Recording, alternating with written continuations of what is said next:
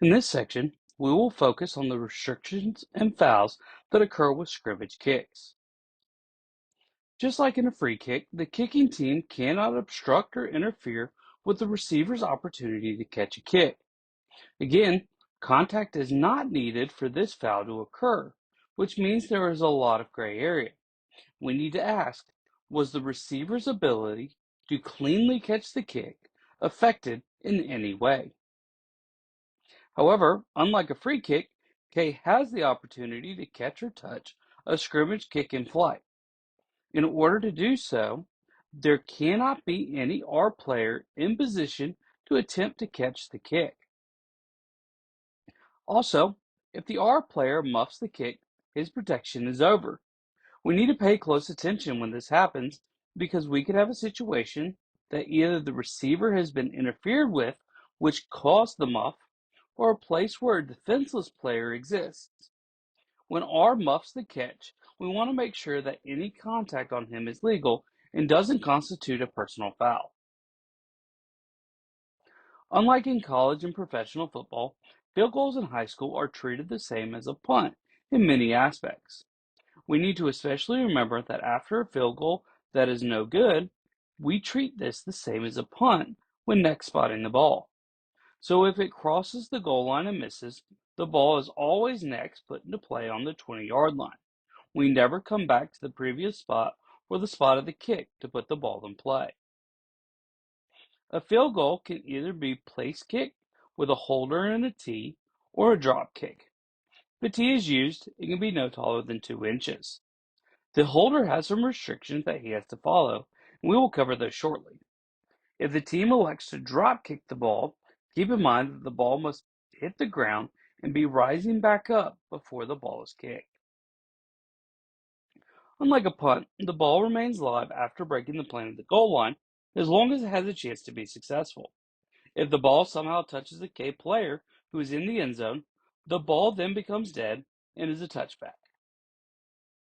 If the ball doesn't reach the goal line and is touched by K before being touched by R, we have first touching. We can use this point as a place to come back to next to put the ball into play for R.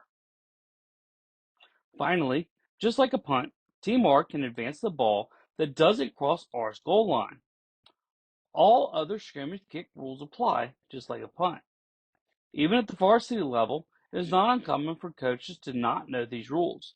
We need to make sure we enforce them correctly, especially when the field goal is missed.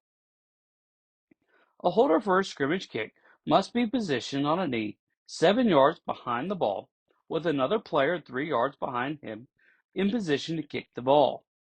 If the player is less than 7 yards, we technically don't have a scrimmage kick formation and the snapper doesn't have protection. In a situation where the holder might be 6 yards, we are best served to use preventive officiating and make sure that both the holder and the coach know he needs to be 7 yards back in order to have the snapper protected and for us to be able to use numbering restrictions for scrimmage kicks. Once the holder has the ball, if he does anything other than place the ball, he must get up from his knee. This includes simply handing the ball to a teammate or throwing it forwards or backwards. If the holder does any of these actions, the ball is immediately dead. If there is a bad snap, such as one that is too high, the holder is allowed to rise up from his knee and return back without killing the play. Again, if this becomes a broken play, the holder will still need to rise back up from his knee to do anything other than place the ball. Now, if the holder simply muffs the snap, he cannot rise up from his knee and come back down to place the ball. He must recover the snap while still being on his knee. We want to give the holder the benefit of the doubt in this situation and make sure it's truly a muff snap if we call him down after rising up. As a referee, I would want to see the ball clearly hit him in the hands without much adjusting to receive the snap to call it a muff. Otherwise, if we can say it's a bad snap, we are better off ruling this way to stay out of trouble. Tries take place after a touchdown. The ball can be placed anywhere between the hashes on the 3-yard mark at the decision of the scoring team. Once they make this decision, they cannot change it unless there is a penalty. During a try, A kick must still follow all the scrimmage kick rules as applied on fourth down. This means that numbering restrictions don't apply for legal formations. However, on broken plays or fakes, we need to pay attention to eligibility on passes, based particularly on position. If the defense ever gains possession during a try, the play is dead immediately. The only chance the defense has to score is through a 1 point safety. They cannot return a loose ball for points. Also, once a kick has no opportunity to score, the play is over.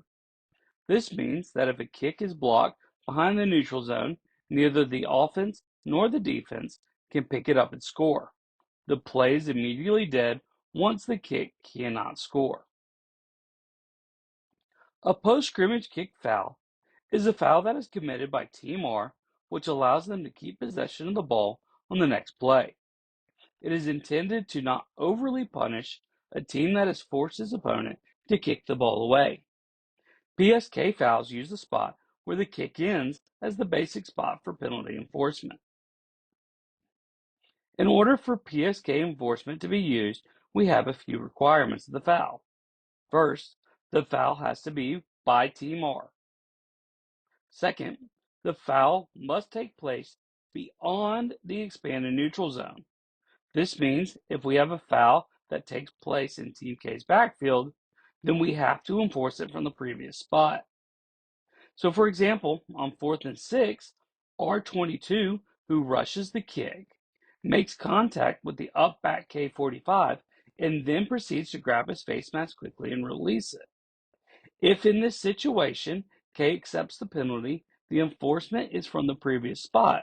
It would mean the next play is 4th and 1. There are also exceptions for illegal substitutions and illegal participation penalties, which occur at the snap. These penalties are not eligible for PSK enforcement. Next, the penalties must take place between the snap and the end of the kick. If a foul by Team R takes place after the kick ends, it's enforced as a running play. Finally, Team R has to be next to put the ball into play. If Team K is next to put the ball into play, the foul by R can be declined by K and they can keep possession. There are a couple of things we need to keep in mind for PSK enforcement. First, if the kick ends in R's end zone for a touchback, the basic spot is the 20 and enforcement takes place from there. Second, we have to remember just because we have first touching, it doesn't mean that Team R will put the ball next in play. If R commits a foul after first touching, it's canceled, and Team K can put the ball next to play if they end up with it. Third, if Team R commits multiple fouls, they all have to be eligible for PSK enforcement in order to use it. Otherwise, K can pick the foul that is not PSK to enforce, and the penalty will go back to the previous spot. Fourth, if a double foul occurs, Team R can keep possession of the ball by declining the penalty by K and having their foul enforced from the end of the kick. Finally, these rules can be enforced during an unsuccessful field goal. This means K isn't rewarded with a chance to re-kick as long as PSK requirements are met by R's foul. All penalties by R that are not eligible for PSK enforcement are enforced from the previous spot. These are situations in which K can keep the ball and might even end up with a first down if the penalty yard enforcement brings the ball beyond the line to gain. Team K penalties, other than kick catch interference, are enforced at Team R's options. They can choose to have the penalty enforced from the previous spot and the down replayed, or they can enforce it from the succeeding spot so long as Team K isn't next to put the ball in play. Officials need to clearly communicate these options with coaches, as these are special enforcements and don't happen too often. There are special rules for protecting the kicker, holder, and snapper that we must know. And within these rules, there are different levels of contact that we must also be able to differentiate. First, let's look at illegal contact with the kicker and holder. They cannot be displaced through contact. Even with slight contact, if it moves the holder or kicker, we have a foul for running into the kicker or holder. This is a 5-yard penalty, and because it does not qualify as a PSK foul, it must be enforced from the previous spot. However, when contact is more than slight, the penalty then rises to the level of roughing the kicker or holder. This includes blocking, tackling, or charging into these players. This is a 15-yard penalty from the previous spot and includes an automatic first down. All contact that is avoidable, no matter the severity, must be a penalty.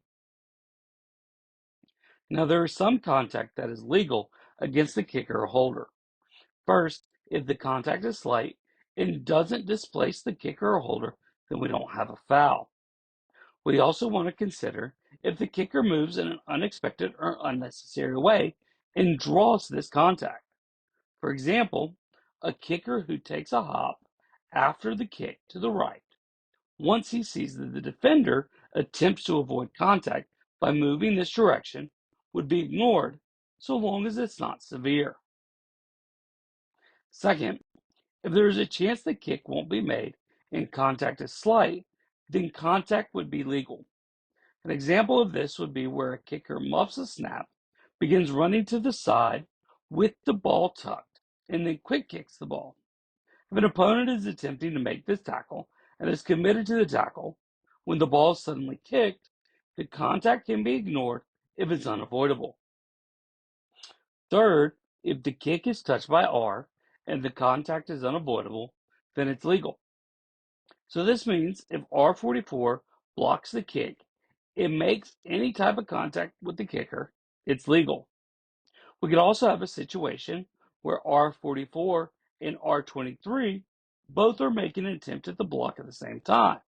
If R44 makes contact with the ball, the contact by both R44 and R23 would be legal since both were committed when the ball was contacted. However, just because R touches the ball doesn't mean anyone can hit the kicker. If R44 touches the ball and avoids contact, and then R23, who could avoid the contact, comes in and hits the kicker, we could still have a roughing the kicker penalty. Finally, if a team or player is blocked into the kicker or holder, this contact is ignored since it was caused by his opponent. Finally, the snapper in a scrimmage kick formation cannot be charged into by the defense. This protection lasts until either the snapper is able to protect himself, the snapper moves to block, or he otherwise participates. When we say that we are looking for the snapper to be able to protect himself, a sign of this is getting his head back up and being able to balance himself. Indirect contact is not a foul. If a player is blocked into the snapper, we should ignore this.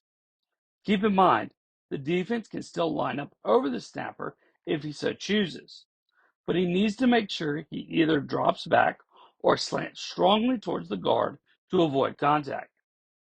This foul should be called by the umpire. It is a 15-yard penalty enforced from the previous spot and is an automatic first down.